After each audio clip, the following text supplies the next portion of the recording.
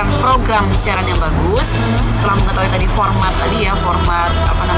siarannya seperti apa, kemudian dari karakteristiknya, maka nanti melahirkan juga job deskripsi atau struktur organisasi ya yang diperlukan untuk komposisi dalam sebuah radio supaya dia bagus ya gitu. SDM-nya.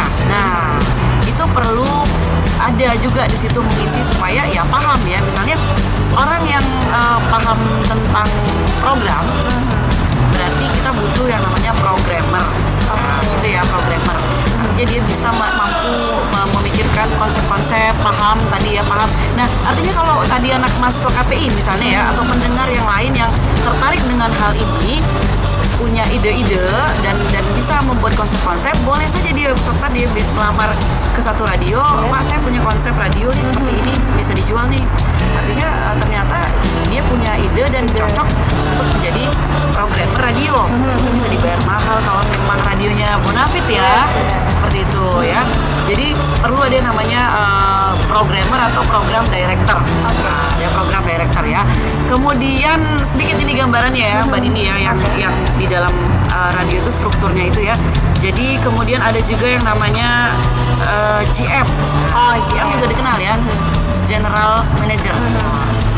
Walaupun tidak harus jadi GM radio, mungkin jadi GM di usaha-usaha kecil juga sekarang orang sering menggunakan istilah GM biar keren aja ya, biar semangat ya. Biar tertata aja gitu, biar wow, GM siapa sih gitu ya. Dia masih temennya Pak siapa? Pak Agus. Banyak temennya Mbak Dini ya. Ini kenapa nih dengan Pak Agus ya? Nah, oke. Jadi secara umum dalam struktur radio itu ada general manager ya, dan ada GM ini pucuk pimpinan lah istilahnya gitu ya. Kemudian ada sales manager untuk marketingnya ya, pemasaran, untuk periklanan seperti itu ya. Kemudian tadi ada program director atau programmer untuk bagian program. Kemudian ada kalau dia mau berkonsep berita, maka harus ada news director sendiri ya. Karena itu butuh skill khusus ya, news director itu ya. Nah, kemudian juga untuk yang lain-lainnya bisa menyesuaikan dengan kondisi radio itu masing-masing gitu ya. Tapi secara umum itu ya, atau juga ada bagian teknik produksi untuk menghasilkan membuat iklan-iklan seperti itu ya. Ini sangat seru. Iya, benar. Membuat iklan-iklan. Ya, itu juga nanti bisa jadi kalau kita kreatif juga kita bisa bekerja di industri radio di bagian teknik produksi radionya misalnya ya. Bagian iklan juga butuh ide ya, memang untuk menulis skrip dan lainnya ya. Dan pasti kalau mau jadi bagian periklanan itu harus kekuatan radio sangat mendukung menjual program juga kan, karena supaya budgetnya imbang nih, program kita begini. Tapi kalau nggak ada program yang nggak ada dijual. Satu lagi harus kalau jadi bagian pemasaran itu ya kan, sales promotion itu ya, atau sales director itu modelnya harus urat malunya harus putus ya. Iya ya. Benar. Kalau masih malu-malu ya nggak bisa ya. Dan itu harus dilatih, diputus urat malunya. Terus ketemu, yang penting bayangin kalau membayangkan rezekinya kan dapat juga itu ya, fee dari periklanan ya, ketemu banyak orang itu butuh selain skill juga butuh keberanian juga ya kan. Ya itu ya, kalau sales director itu ya, bagian pemasaran ya, periklanan ya. Nah, itu mungkin sedikit menyinggung masuk di dalam format siaran radio dan juga karakteristik. Ini dipikir cukup deh kayaknya seperti ini aja kira-kira ya Mbak Dini ya. Ini operator sudah pas ya, mengangkat jempol. Berarti sip ya. Terima kasih ya.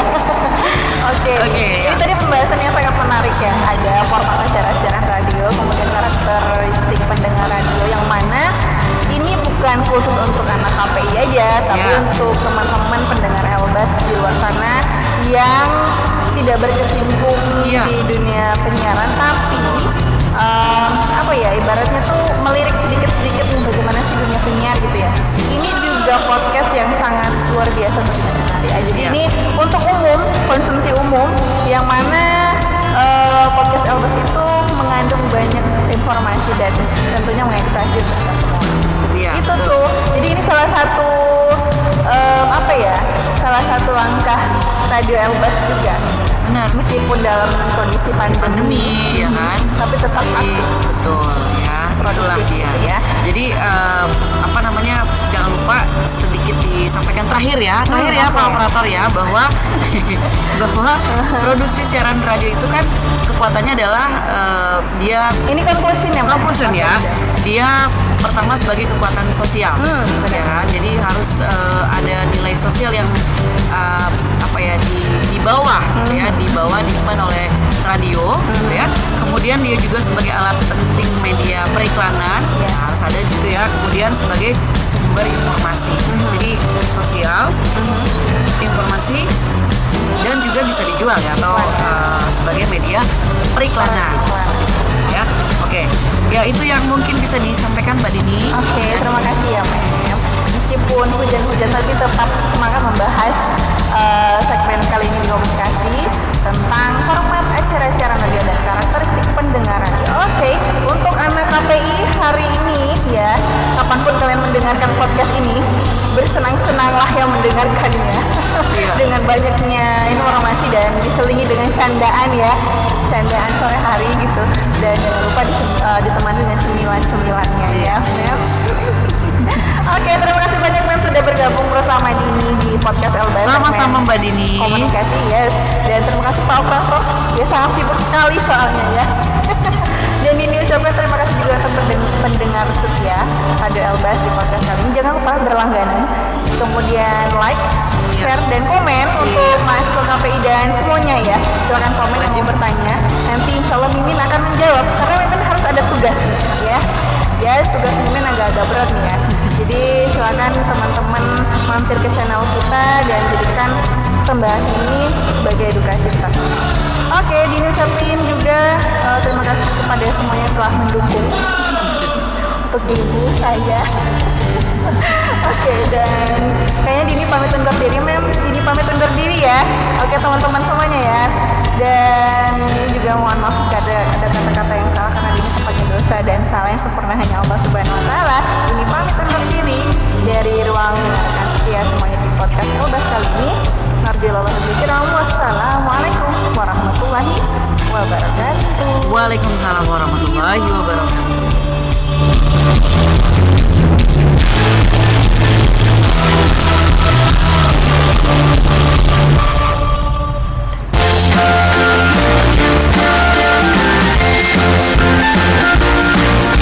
Dimana saja dan kapan saja, pastikan Anda selalu menyimak 97.6 Radio Elbas FM.